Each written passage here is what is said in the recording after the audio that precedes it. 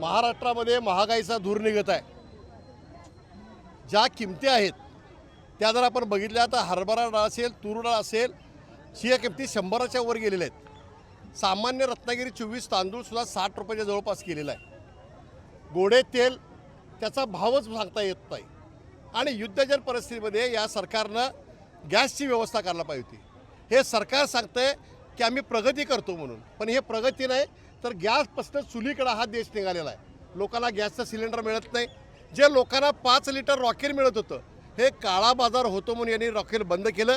आज अनेकांच्या घरीमध्ये चुलीमध्ये रॉकेल मिळत नाही आहे। हॉटेलमधले भाव जर आपण बघितला तर जवळजवळ 50 रुपयाचा वडा हा 100-125 रुपयेपर्यंत गेलेला आहे मुंबईमध्ये।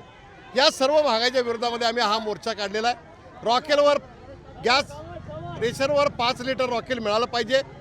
गहू तांदूळ सोडून या ठिकाणी हरभरा डाळ, ज्वारी, साखर, एशेल तेल या 5 जीवनावश्यक वस्तू मिळाल्या पाहिजेत। त्याचबरोबर रेशन कार्डची मर्यादा ही सर्वसामान्यपणे 2 लाख केली पाहिजे। आणि कोल्हापूर जिल्ह्यामध्ये 34,000 रेशन कार्ड जे बंद होणार आहेत ते सरकारनं बंद करू नये अशा प्रकारचे मागणं आहे। महायुतीचं सरकार राजकारण करत आहे। महाराष्ट्राच्या मुख्यमंत्र्यांनी जाग व्हावी आणि सामान्य गोरगरिबांच्या घरामध्ये अन्नधान्य द्यावं। एक मूठभर धान्यासाठी ही चळवळ आहे। कशा पद्धतीने आंदोलन केल्याने भूमिका पुढे काय असणार आहे? हे आमचं पहिलं आंदोलन आहे। यानंतरची जी आंदोलन असतील ते हल्लाबोल आंदोलन असतील। या महाराष्ट्रामध्ये ज्या वेळेला महागाई वाढली त्यावेळेला लोकांनी बाजारपेठा लुटल्या।